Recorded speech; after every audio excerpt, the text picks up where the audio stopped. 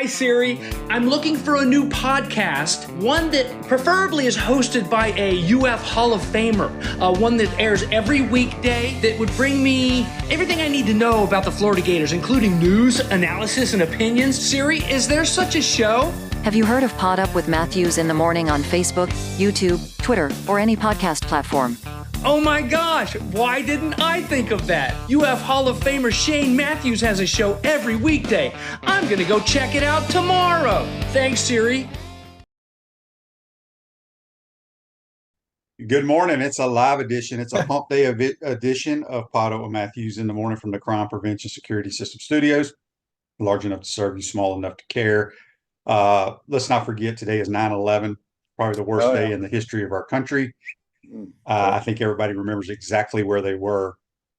JC, you're on the Tight Number hotline, courtesy of Comfort Tim. Well, where were you on when 9/11 happened? I was in my office watching what happened on the TV and the computer, and I was in my office at Morgan Stanley, and Morgan Stanley was impacted by that tragedy because their offices, they had many offices in one of the World Trade Center buildings, but they suffered very few casualties because of the hour of the day. A lot of folks weren't in there.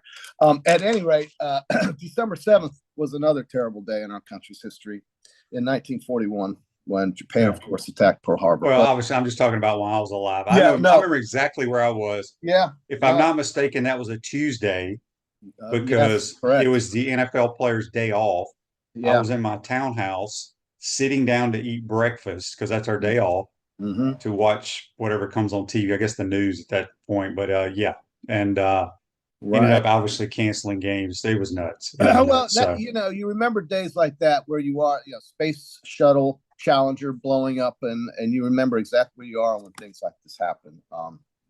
But at any rate, hey QB, look, big game Saturday, excited about it. 3:30. I want to litigate my case to start Lagway, if that's okay. I mean, it'll be okay. But my case is simply this. I think by playing this kid and giving him that an opportunity, we will learn more about him because of last week's game being more or less not competitive. But I think he showed us enough that gave us a sample size of what he's capable of doing. Doesn't mean he will. And I also think the other players on the team, specifically on defense, QB, will rally around him being in the lineup and being on the offensive side of the ball. And maybe that will help inspire to play a little bit harder than they did 2 weeks ago, because we're going to see the same kind of team as we saw 2 weeks ago, in my opinion. You're going to see maybe not as good a quarterback, but you're going to see a running game and an offensive line try to dictate the tempo of the game on Texas A&M side with Amari Daniels and Le'Veon Moss. That's their two running backs, and they're going to use those guys much like I think Miami did, even though Wegman, I wouldn't say is at Cameron Ward's level yet. But I just think it'll help the rest of the players, and I think we'll learn more about this player because he's the future and he's the guy that the recruits are going to talk to when they call. And that's well, here's the thing. All that I don't agree. I mean, I don't disagree with any of that, but okay. Billy's got to win a lot of football games to be even here next year. So the experience or whatever, yes. I do disagree about the defense playing harder if he's your quarterback. We are who we are defensively. I don't give a damn if John Elway showed up. Okay, we're not very good on that side of the ball. Now, I will say this: you're right. Connor Wigman has not lived up to his 5-star billing. Not yet. No. I don't know if he will. He could in the swamp. Yeah. Defensively, the more I've looked at it, A&M ranks 109th in the country. Now, it's only 2 games, and the sample size is very small. Yeah. 109th in the country against the run. Wow. Okay. So I think you get a heavy dose of Montreal Johnson Saturday. I'm all for it. Yeah. Can this offensive line do the things necessary? Well, that's the bottom line is can the offensive line block anybody? That's right. So we'll see. Yeah. But I do think Graham Mertz will start. Corey says on YouTube, brought to you by Quality Plumbing. Morning, guys. Watching you while I'll wait for Francine and Nola. It's New Orleans. Yeah. On Saturday, the broadcast made note of DJ's struggle to read progressions on drop back passes. QB, did you notice that? Yeah. So I've said this 1,000 times, and I know not everybody gets to watch the show, but I would encourage you to go back and watch all the shows at any time because you can do that. I saw about 4 or 5 practices and 2 scrimmages. DJ was not very good in any of them. He'd make one good throw, 4 or 5 really bad plays. Typical freshman stuff, no big deal. Mm-hmm. So that's why I was like, there's no way he's going to play much. Now, he got in the game against Stanford. He started, obviously, and we saw what he did. Now, is he a gamer? Is it Sanford? We don't know. Time will tell. But I've said it multiple times on this show. JC, what's the safest pass in football? The long one. Deep. The deep ball is the safest pass in football. Yeah. We called a bunch of those. Will we call them again moving forward the rest of the year? I don't know if we will or not. Well, we knew going into the Stanford game, we could block them and we could run by them. Yeah, well, I don't know if we'll be able to do that against anybody else we play this year. Right. No, I agree. So time will tell. Look, like I said, the least of our worries is quarterback play on this football team. Least of our worries. I just like the way the team seems. I know it's the Stanford. I know it's a very, very bad example, but I just think at this point, what have you got to lose, QB? I mean, I don't know if you don't have anything to lose, but you got to think about it. Billy Napier and his staff they know that they have to probably win a lot of games to be coaching here next year. Okay. So are they looking at the future? No, they're going to try to do whatever they think is best to win the game. What about the idea of playing them for the first half and then, kind of like when you play the front? Well, they're going to play him. We just don't know how much. Well, I don't play. I'm not big on the rotation quarterback system. I'm not either, but Coach Spurrier said it yesterday on our podcast. There's nothing wrong with playing 2 quarterbacks. Yeah. Well, I think the most effective games he had as a coach came when he had one guy destroying the other team and not 2. And I think, basically the old saying, if you have 2 quarterbacks, you don't even have 1. I don't agree with that in this case because I think both of them are capable, but I think it's hard for a guy. And I don't know because I haven't played the position, but I've just heard from what other people say when I watch them on TV as former quarterbacks. They say it's hard to get into a rhythm when you are going in and out from the sideline. It's just difficult. Yeah. You never had to, QB. If you were playing against Mississippi State, let's say in Starkville, and things weren't going that well in the first quarter, you certainly didn't want to be taken out by the second quarter after a couple possessions because. No, I've never been a fan of it. I don't like it. So why are we experimenting here? I don't know. Well, some coaches don't have a problem with it. Justin says on YouTube, brought to you by Quad Plum, do you think Napier called deep balls a lagger or did he choose the deep route option? He called the plays that we called the other day, as I said multiple times on this program, have never been called since Billy Napier's been the coach. Yeah. Okay. I don't know why that happened. Maybe he listens to my podcast and says, we're going to start a true freshman. Maybe we should just throw it deep because it's safe. We don't have to worry about him having tilt balls, being real accurate. Because I said it and I'll say it again. The one really good throw, we had Aiden Mizell. Yep. I think it was his only play of the game, lined up outside wide, and Trey Wilson, who never lines up outside wide, was on the other side. Yeah. Okay. We also played a guy named Tank Hawkins in the slot, and he ran a deep crossing route to the other pylon. Fastest guy on the team. These guys have not played. Now, did Billy feel comfortable putting them in? Because it's Sanford. And I take nothing away from Sanford because I love FCS football. I love the Southern Conference. I think it's the best conference in that league. That's the worst Sanford team I've ever seen. I was shocked at Chris Hatcher's talent level. Shocked. No. Okay. Taking nothing away. You still got to throw and catch and do all that stuff. But I do not see – I will be shocked if we call plays like we did the other day. I hope we do. I hope we do. Yeah, I mean, what's wrong with getting your fastest guys out there on the outside and letting them run? I think that's how you do it, right? Listen, I don't know how he's going to call this game, if he's going to be tight to the vest or if he's going to be a little bit more open to doing new things like this. But I will tell you what won't work, and that's what we've seen for 25 games before last weekend. And I don't want to see a repeat of that. It's too common and it's too predictable. I'm not ready for that another weekend in Gainesville. I mean, this is the 3rd straight weekend we've seen this team now. I don't want to see the same thing I saw in week 1. Neither do you, and neither does anybody. So does that mean Graham Mertz is going to do different things? And by the way, he's just getting over a concussion from what we understand. How do you know he's really all there yet? I don't know. They'll say he is, but I just don't see the downside. It's kind of like when you play lousy on the front 9 QB and you decide I'm going to double on the back 9 because I want to play better. Maybe because I do that every time. Maybe we maybe we give them the first half Lagway and then see what happens. And then we go to the second half. Hopefully the game won't be out of reach. And maybe they'll be winning at halftime. I don't know. But you gain confidence when you play, if you play well. And I think we got to give them a chance. But that's just me. I'm just one guy out there. But I think there's a lot of folks that may agree with me, whether they're informed or not. It's all about getting the ball in the end zone. Well, I keep saying this. Chicks dig the long ball. That's all people care about is the long ball. Well, how about I wouldn't care if he ran 15 yards for a first down on third base. But my point is if he misses those, then we're screwed. You're not going to hit every one of those throws. Sure. Against the SEC caliber. Neither will the other guy. But neither will the other guy, QB. I mean, it's the position. Let's see. Brian on here wants to know, who do I think Coach Spurrier would play? He said yesterday on our podcast he would start Graham Mertz. Okay. And he would play both quarterbacks, is what he said.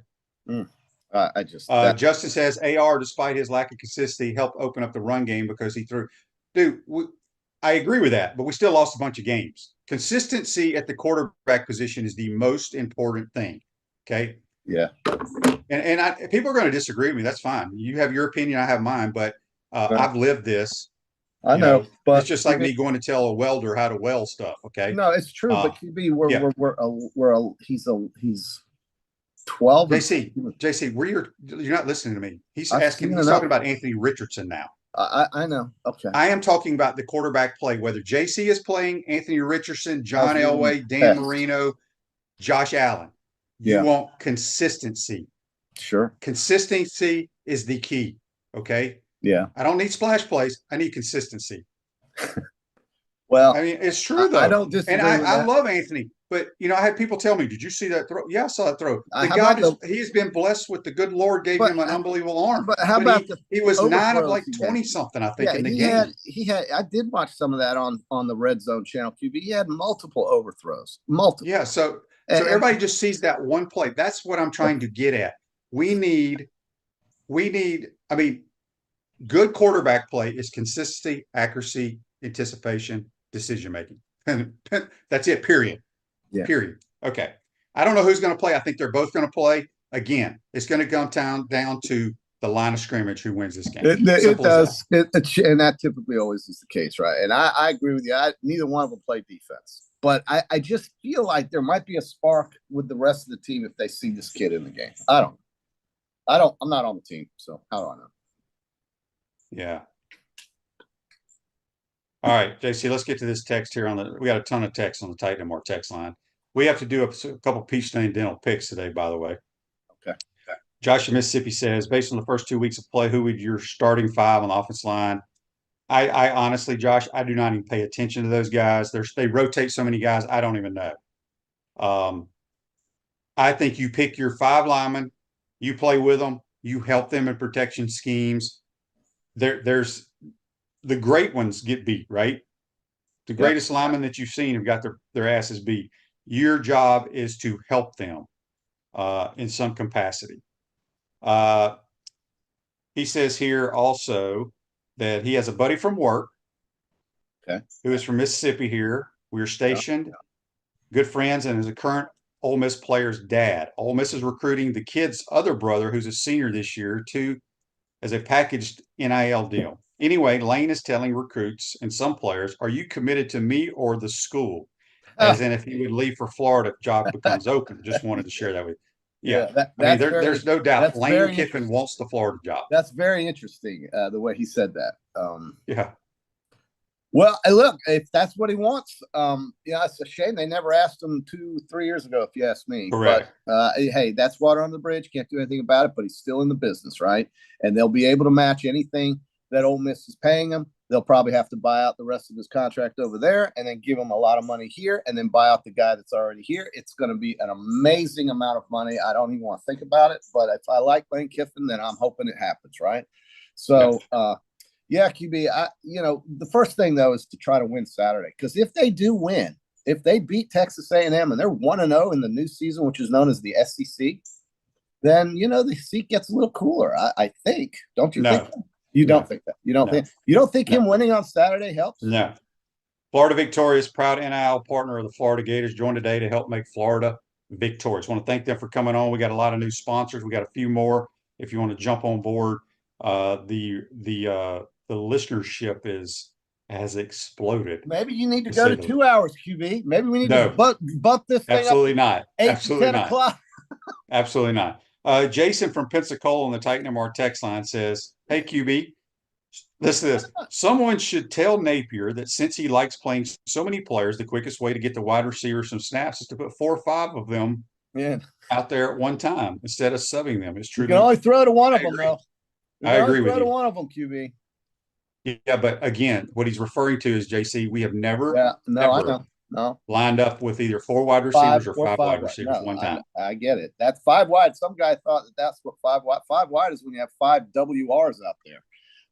Not when you have 5 dudes lined up. All right. 11 formation or something like that. Daryl says, "Good morning, guys." He says, Ken Fox was on Steve Russell show yesterday. I emailed him and asked him about bringing the Gator bait chant back. And he said no, because there are postcards in the school library showing it's racist. I'm with Lawrence. I'm with Lawrence Wright. It's a football cheer. What the hell? I agree 1,000% with you, Daryl. Can this guy just go away? This Fox guy. I mean, he went away once already. Okay, why he's back because of what happened with Ben Sass? Obviously, I just fundamentally disagree with a guy that's not a Florida Gator. He's not a Florida Gator. He was an employee there. He's not a Florida Gator. He didn't watch games in the 70s and 80s and 90s. He's not a Florida Gator. Okay, Kent Fox. Why the hell are we even talking to him? I love Russ. He's the best. But come on, Steve. We don't need to hear from this guy. We don't need to hear from him. I don't need his guy, the interim president, to tell us, we're 4th in the country in academics or 1st in the country in academics, blah, blah, blah. Nobody cares. The thing is that he doesn't know anything about Florida football. He doesn't know a damn thing. So that's why I don't want to hear from him. I don't want to hear from Kent Fox. I just have no interest whatsoever in that guy. He doesn't know anything about Florida football. Tommy says on the Titan MR text line, 9/11, please never forget. Gator fans, please remember, with true freshman DJ Lagway, true freshman mistakes will be coming. A 3-interception game is coming, and he doesn't have the team around him to overcome that. Have a great day. Don't disagree with that. Yeah. But Chris from Iacca says, imagine Lane calling plays for DJ. Fun would be back in year 1. Fun in year 1. Here's the thing, and we're talking, because I get all these people talking about, DJ and Lane's system. There's no guarantee if that all happened, they made a coaching change and Lane became the coach, that DJ would stay. Lane could say, hey, I'm bringing my quarterback room to Gainesville or wherever he goes, if that makes any sense. Yeah. All right, Jason from Pensacola says, QB, wouldn't common sense say if you had a bad O-line, the better pick would be a QB that could put film that he can move, scramble to avoid pressure, and look downfield to pass and not just take off running? On those deep balls, he avoided pressure and threw outside the pocket. You're exactly right. But again, take nothing away from the Bulldogs of Sanford. They had a bunch of JCs rushing the passer. I'm not sure you would have rushed the passer any more effectively. No, I wouldn't have. SM9. But, what? Joseph says, Lane has a stable of QBs. We'll be okay if DJ bounces as long as Lane is our coach. Yeah, he's got a ton of quarterbacks sitting in the room. Do you know that one of my rep codes at work that I have assigned accounts to, the rep code is SM9? Did you know that? No. What do I get out of that? You do know that, by the way. SM9, baby. And they're big ones. I love those SM9 accounts. Hey, listen, there's a lot of great opportunities out there every weekend for this team. It's still early, but it's amazing. We're already in week 3, and I said this is going to go by fast. The month of September is the fastest moving month of the year, as is, I guess, October. And by the way, Gator bait. I don't know why people in the stands just don't start. I know they want the band to play because that's what makes it great. Gator bait.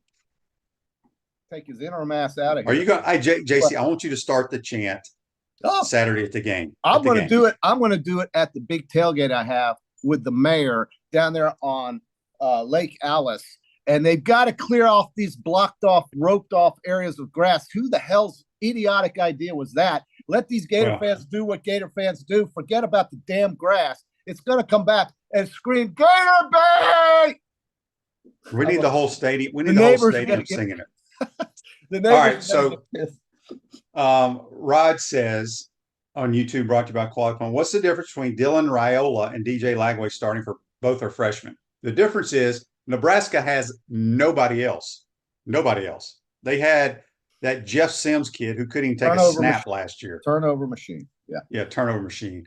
Okay. One more question here. Kanye Ron says, Shane, I noticed Lagway audible a few times to a run play that ended up getting stuffed. Did he think he made the proper audible? Do you see why our O-line whiffed on their block? Look, I don't know if he audibled or not. You know, most plays nowadays you have a check with me. You know, you hear the NFL team say kill, kill, kill.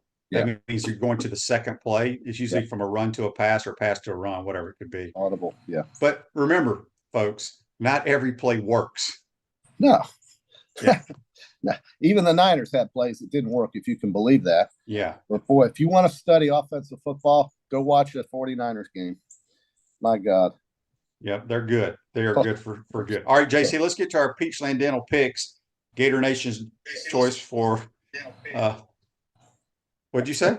No, I'm listening. Go ahead. Oh, yeah, Peachland Dental, Gator Nation's #1 choice for dentistry at Port Charlotte, surrounding areas.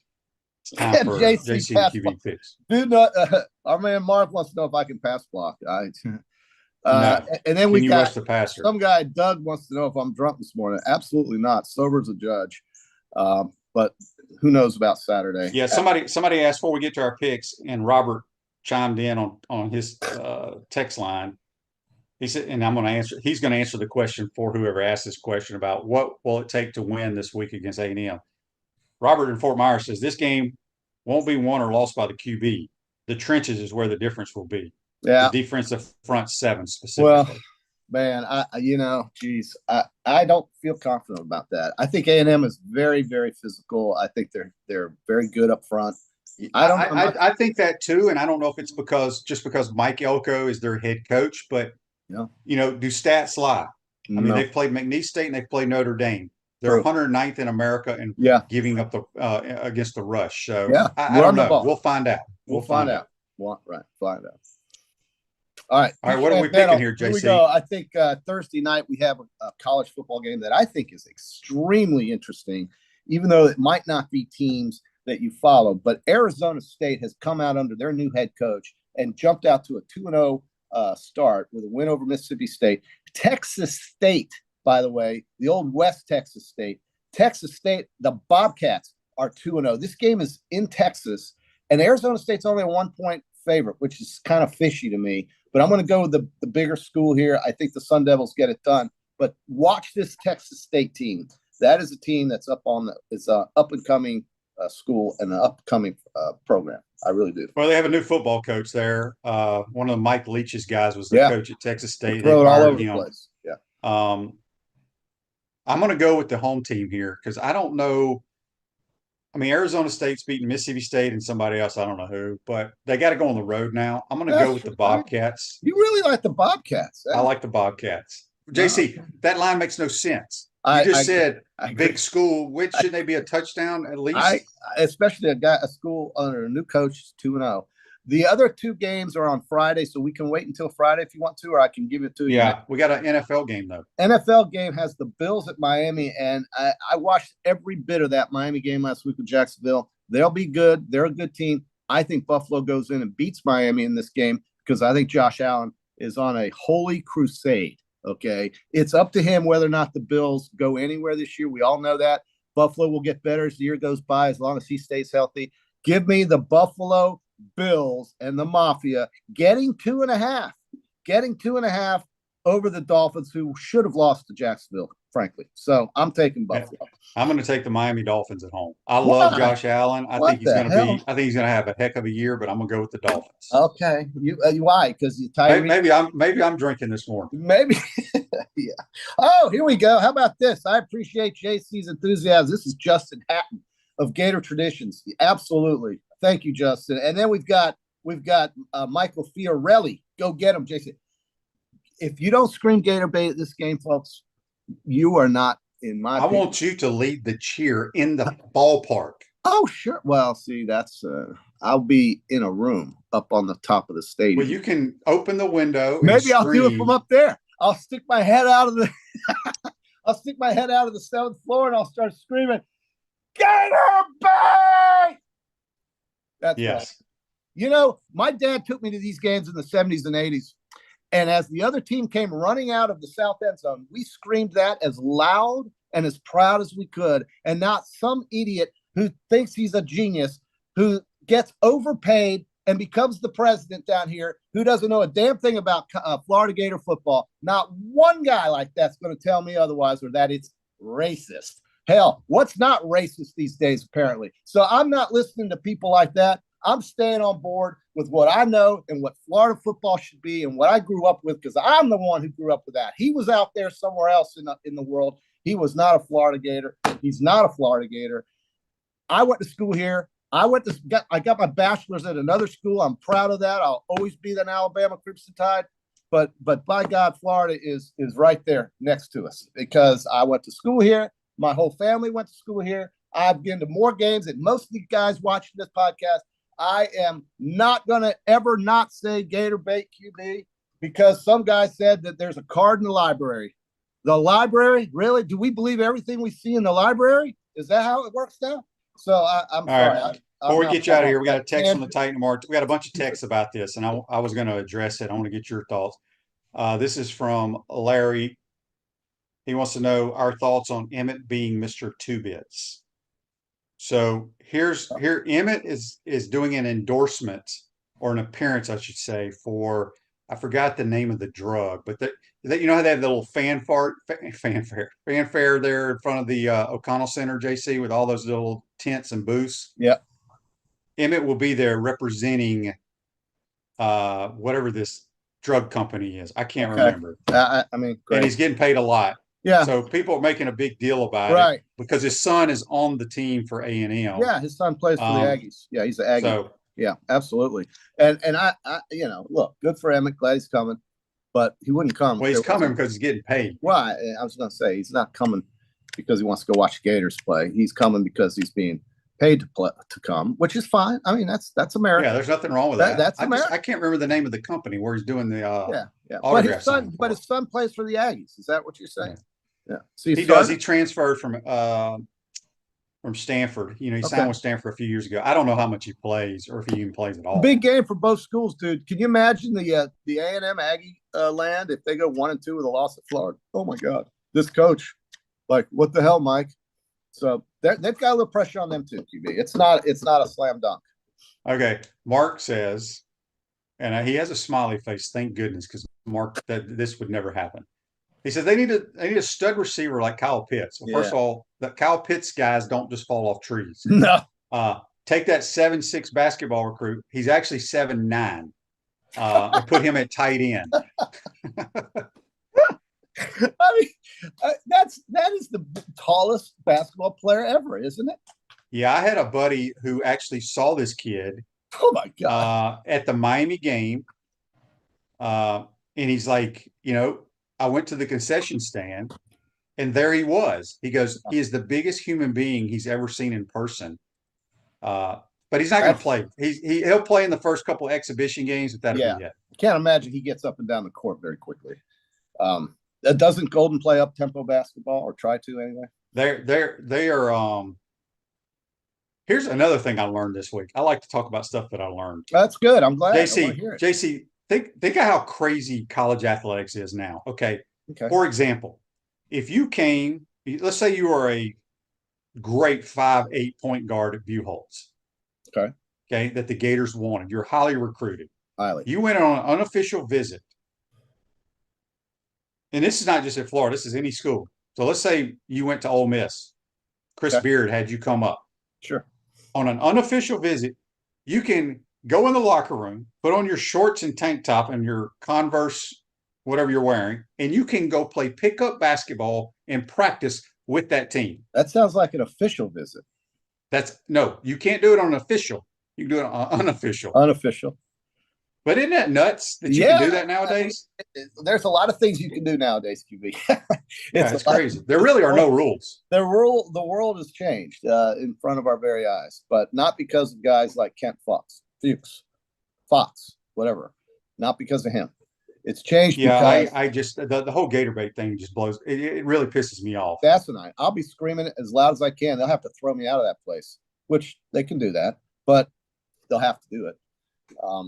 But I'm going to go see the mayor and get those damn ropes off the grass in the tailgates. Well, okay. So it's interesting that you brought that up. We're waiting on Graham Hall to join the program, which he's here now. So we'll talk about that.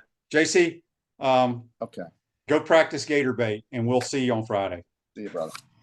That's JC joins on the Titan and More Highline, courtesy of Comfort Temp. Come back. We'll have Graham Hall talk a little Gator football and whatever else y'all want to talk. You're watching and listening to PodUp with Matthews in the Morning from the Crime Prevention Security System Studios. We'll be right back. We want to take this moment to thank our sponsors who keep the show going and pay the bills. Our premium sponsors are Crime Prevention Security Systems, Titan MRI, Meldon Law, Peachland Dental, QC Kinetics, Campus USA Credit Union, Dave & Buster's. Gridiron sponsors, Comfort Temp, UF Bookstores, Quality Plumbing, Silverback Concrete, Ruse Ogra State Farm, Electronics World, F45. Our touchdown sponsors, Gator Dominoes, Celebrate Primary Care, Gator Bait Media, Aikido America, Style Cuts, Ironwood Golf Course, Big Mills Cheesesteaks, Miapa Latin Cafe, 84 Lumber, Dowling Signs, Baker's Sporting Goods, MG&A Wealth, Nest and Wild. If you're interested in promoting your business on the show, call Freddie at 352-284-3733. If you like what we're doing here, make sure to follow us and support the businesses that support us. Hi there, this is Coach Steve Spurrier, and I want to let you know that by popular demand, Spurrier's Gridiron Grill's delicious brunch is now served in a premium buffet. You have spoken, we have listened, and we're now serving Gainesville's only elevated buffet, complete with an omelet station, ginger sage chicken sausage, shredded short rib, and of course our chicken and waffles. Plus, you can enjoy bottomless, mimosas, and Bloody Marys. So join us every Saturday and Sunday from 11 to 3 for the best brunch in town. Welcome back to the Crime Prevention Security System Studios, large enough to serve you, small enough to care. Ruse Ogra State Farm offers a team of dedicated insurance professionals ready to help life go right with the right insurance options for you and your family. Visit ograinsurance.com. Give them a call at 352-240-1779. We're going to go back to the Titan and More Hotline, courtesy of Comfort Temp, one of the best in the biz, 24/7 sports covering the Gators. Our man Graham Hall, how you doing, bud? Doing great. Good to be here and be able to talk about the Florida Gators all the time, especially after DJ's performance on Saturday, because that was absolutely electric. A lot better to talk about when you usually think about talking about playing Sanford. Yeah, no question about that. All right, so I don't know if Billy's going to come out, but I think everybody pretty much assumes that Mertz will start. I think both of them are going to play a lot. I don't know how it's going to unfold, but have you gotten any kind of feel from Billy at the press conferences? No, right there with you. You know, he said time and time again, this is Graham Mertz's team. He is a leader. They value his leadership experience, his ability to run the offense effectively, communicate effectively. And Napier said quite honestly on Monday that part of that game plan for how they're going to split the quarterback reps is part of that gamesmanship, which seems to be declining here in this era of college football, now that you have availability reports as well coming out tonight for the first time for Florida. How they're going to do just that is certainly something that's going to be evaluated throughout the game. I would have a difficult time seeing this predetermined set where Lagway is going to play every third series, because I think that would call into question, evaluating the game on a series by series basis, because you're going to need Lagway against this Texas A&M defense, just given what he can do with Florida's offensive line. So I'm really intrigued to see how they're going to end up splitting it. But I have no doubt that Graham Mertz is going to take that first snap for Florida on Saturday. If I had to put money on it, that would be what I would say. It just makes a lot of sense.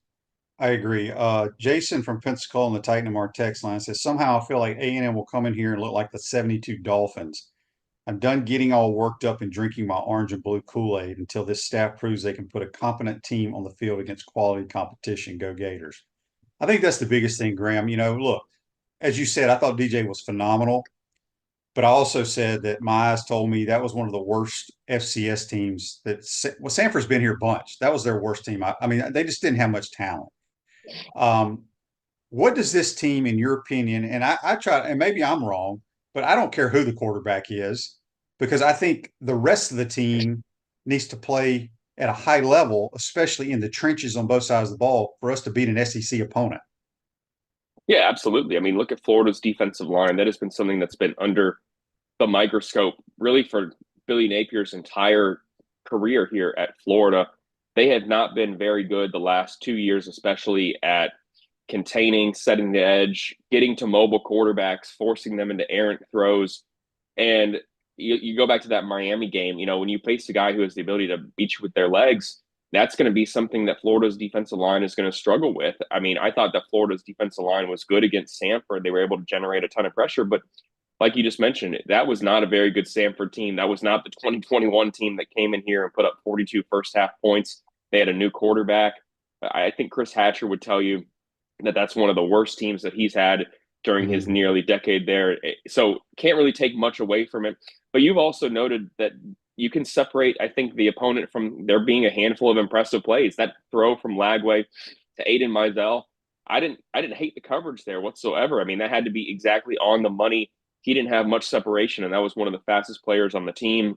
I thought that Samford's offensive play calling was quite creative to give them an opportunity to get out in space and take advantage of maybe some mismatches there.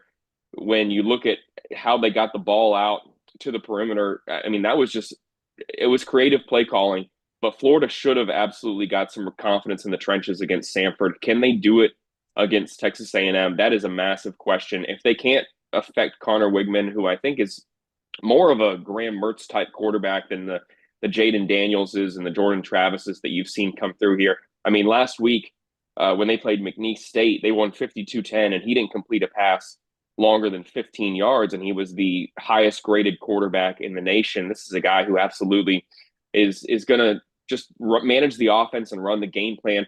What really is concerning, I think, when you look at what Texas A&M was able to do against the Cowboys, was that they ran for 338 yards and 5 touchdowns. If the Gators can't stop the run and win the battle at the line of scrimmage, it could certainly be a long afternoon. And, not to put anything on the fans whatsoever, but everyone knows out there that if you come in here loud and affect the quarterback and bring the energy, you can play a part in the game, and the Gators may need one of those intangibles to be able to get over the hump on Saturday. I agree with that. And this is not a knock to the fans, but for some reason, and maybe it was because, I don't know if it was the acoustics or whatever, I did not feel like that Miami game was very loud at all.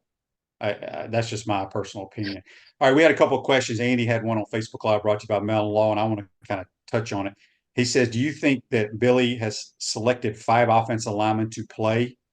And what I don't understand, Graham, is I don't know if any of y'all have ever asked Billy this, but I don't understand all the rotation, not just on the O-line, but, I mentioned the other day, we never, in my 3 years here, ever substitute anybody unless they were hurt. That's the only time. And I need to see Mizell playing. I need to see Tank. I need speed on the field. That's the only thing that that's going to give you explosive plays. But back to the main question, Austin Barber's your best left tackle. He needs to play the entire freaking game. Yeah, I absolutely agree with that 100%. I do think that, that guy coming off of injury and what you just said, Florida knows kind of what they have in Austin Barber.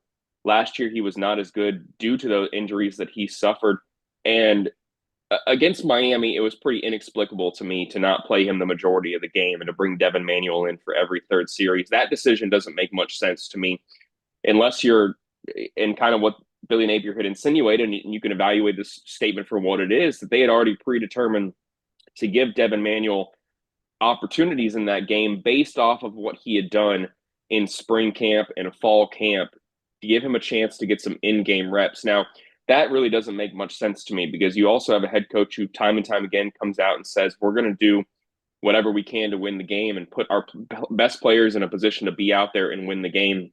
And to play your backup offensive lineman and keep evaluating them against Miami doesn't make much sense to me. Now, the Samford game, I think, is a different story because, like I said, you know what you have in Barber. I know Jake Slaughter was out there for the majority of the snaps, and it's important that your center and your backup quarterback establish a rapport and some familiarity. So that one makes a lot of sense to me. But I do think it was wise not to play Austin Barber for 50-plus snaps against Samford.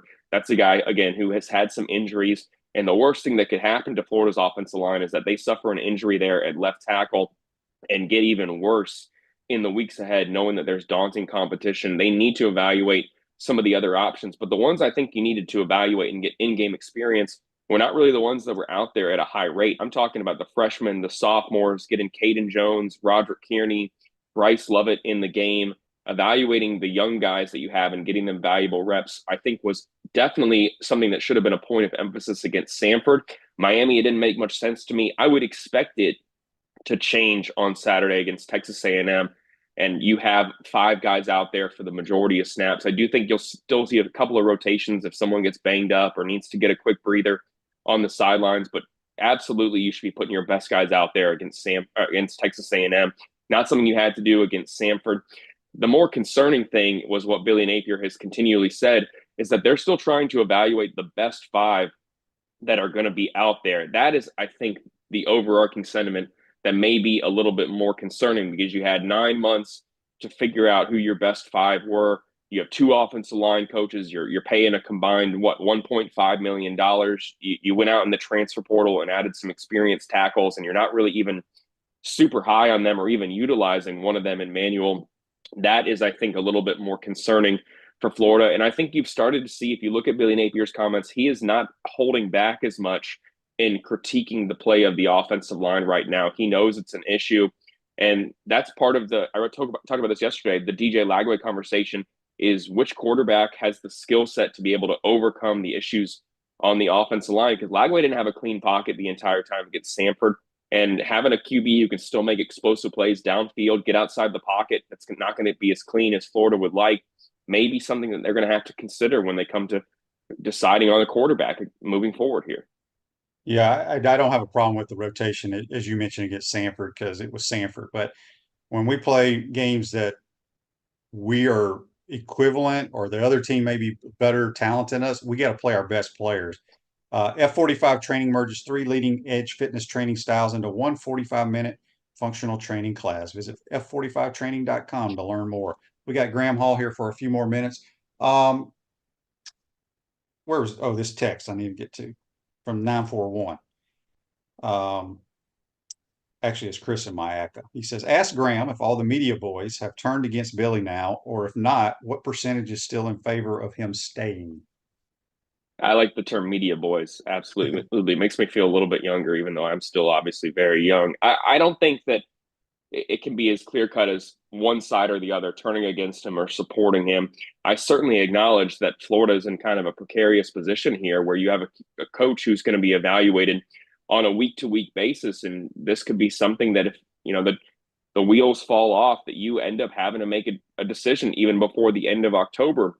I think there are a lot of people who it's a little bit more of a complex situation, who understands that Billy Napier could have done a better job here in constructing this roster. Even from the jump, you go back to 2022, he was pretty keen on giving players another opportunity to showcase that they're better than what they put on film in the year prior. And in this day and age, with the transfer portal, you have to be, I think, a little bit more ruthless in overhauling your roster if you want to make up ground and be competitive. I mean, look at the guys who stayed here in 2022. They kind of waited for the majority of that attrition period to come after the 2022 season, even after the 2023 season. And that is something in this day and age that you have to be, I think, a little bit more cutthroat at doing. So the roster didn't get overhauled as quickly as a lot of people would have liked, as much as Florida should have done to be able to be more competitive. I think that certainly is a factor. But you hear time and time again that Billy Napier is well respected within Florida's building. He has good relationships with the players. The athletic department likes him. And when you have a guy like that, I know it seems easy to come out here and say, well, look at the results. Can you like the coach based off of that or not? That's that's always tougher than many people, I think, express it to be. And for Napier, I think a lot of people understand that things are just not working out as well as they possibly can. But turning against him necessarily is not something I think you're seeing too much from the media just yet. We're trying to objectively evaluate Florida's issues, keep the schedule in mind as well, look at what they have in the future, because that is certainly something you have to consider. Look at the amount of talent that he's brought in here that you wouldn't want to lose. LJ McCray, obviously DJ Lagway, all the speed you just mentioned at wideout, Aiden Mizell, Tank Hawkins. There's an argument to be made that if they make a couple more corrections, he gets an offensive coordinator in here and you give him a fourth year and bring back all those promising players, that you can start seeing that turnaround here. Look at Eli Drinkwitz. I would have said Mike Norvell a year ago. I'm not going to say that one right now, but I do think that there's an argument to be made that you give a guy a fourth year and things can turn around. I know that we're always accustomed to saying, well, if it's not working by year 3, you got to go in another direction. And I know Florida fans aren't going to stop clamoring for Lane Kiffin, but this may be a situation where Florida does realize that if they go 6-6, maybe get to 7 wins, having another guy come in here rather than give Napier a fourth year maybe won't be their best situation. So to answer your question, I don't think anyone in the media has quote unquote turned against Napier just yet, but the criticism is certainly going to amplify if the Gators lose to Texas A&M. Say they lose to Mississippi State on the road, that would be a disaster. Ooh. Kentucky doesn't look very good after especially after this last weekend. If they lose to Kentucky, if you have a lot of losses piled up before you get to November 2nd against Georgia, the criticism is going to be extremely loud for Billy Napier, and I think he knows that. Yeah. RW says on Facebook Live, does he want to get Vernon Maxwell on my program? I've texted Vernon. We've talked. He was supposed to come on a couple of times. Things didn't work out, but we'll get him on. We'll try to get him back on during basketball season. All right. This text here on the Titan MR text line says, Zach, this is Zach from Jax. He says, Shane, have you or Graham seen anything defensively so far this year that would make you see an improvement from the years past? I think the play of Florida's linebackers is much better. Maybe that's something that's fallen under the radar. Grayson Howard has been fantastic. I made the case that he was their most valuable pickup in the transfer portal. Getting Shamar James back, those two guys right there, also with, having that jack linebacker position, I'll factor that in TJ Searcy, and George Gumbs Jr. looks like another incredible evaluation and pickup for Florida. So I do think the linebacker spot has improved at Florida. Even RJ Moten looks to be a wise addition for Florida. He was just out of position last year, and really for the start of his career there at Michigan. That's probably the most, I think, improved unit for Florida. It's unfortunate that the secondary got so many injuries there in week 1, so we really haven't had a chance to see how impressive they can be. Losing Asa Turner for who knows how long.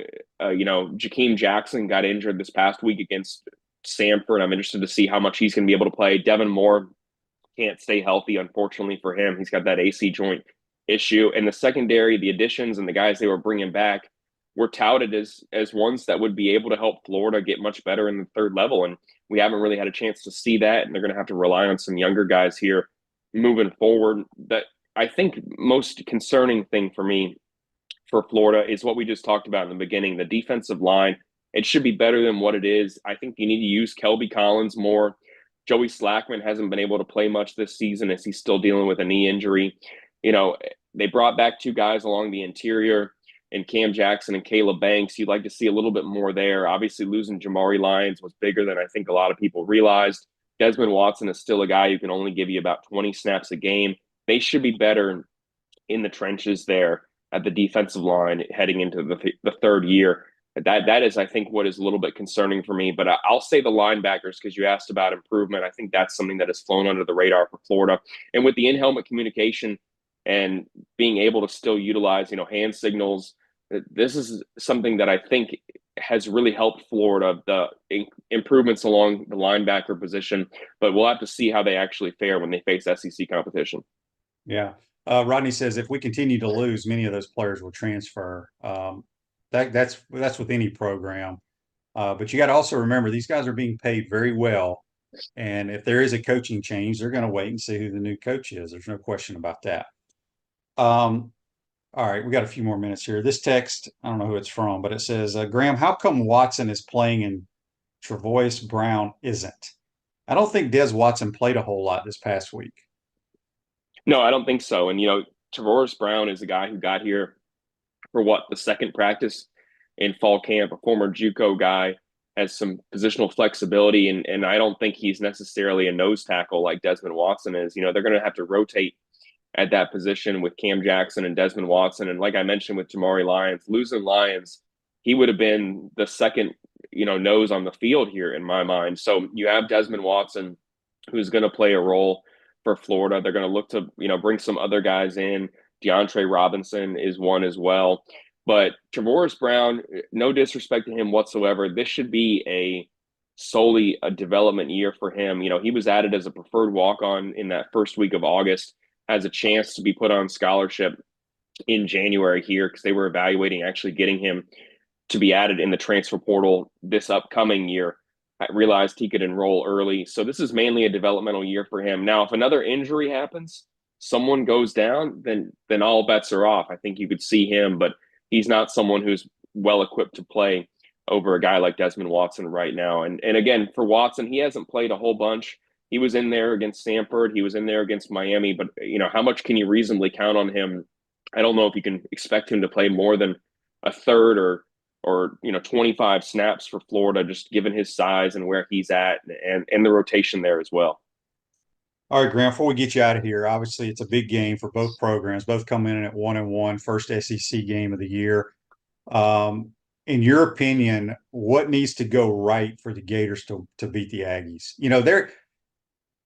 They're not as talented as I think they were under Jimbo Fisher. I think correct me if I'm wrong because I don't follow them closely, but they lost a lot of guys in the transfer portal. They went elsewhere. And obviously it's a transition year because it's year one for Mike Elko, who I think is a pretty good football coach. But what do you think about this Aggie team and what has to go right for the Gators to win? Yeah, they have talent on offense. I like their skill positions. I like them at wide out. Their running back is good. I mentioned that they had nearly 340 yards last week against McNeese State. Of course, they got an effective quarterback who makes good decisions in Connor Wigman, who has been a little bit injured the last couple of years. I like them there. And on defense, they have a lot of talent. Look at what they were able to do under Jimbo Fisher and adding guys on the recruiting trail. A lot of those guys are still there. Shamar Turner is still there. They added one of I think the biggest pieces, Nicholas Scorton out of Purdue this past offseason. They got Tyreek Chappell back. This is a team that has talent, certainly, and the Gators are going to need to stop the run to be able to stay in this game, and they're going to need to avoid turnovers and be able to execute their offense. I know that sounds very simple, but we've talked so much about saying, well, it was Samford.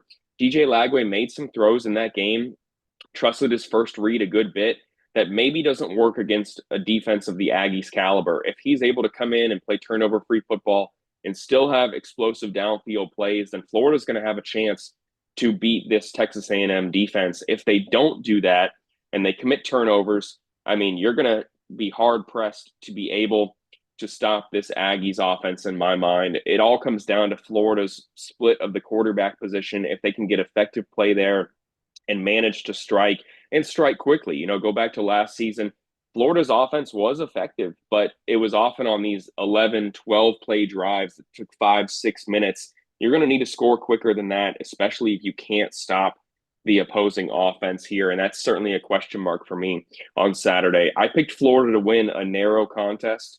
Like I said, fans need to come out and do their part, affect the opposing quarterback, take advantage of a program that is on the road for the first time in the Elko tenure.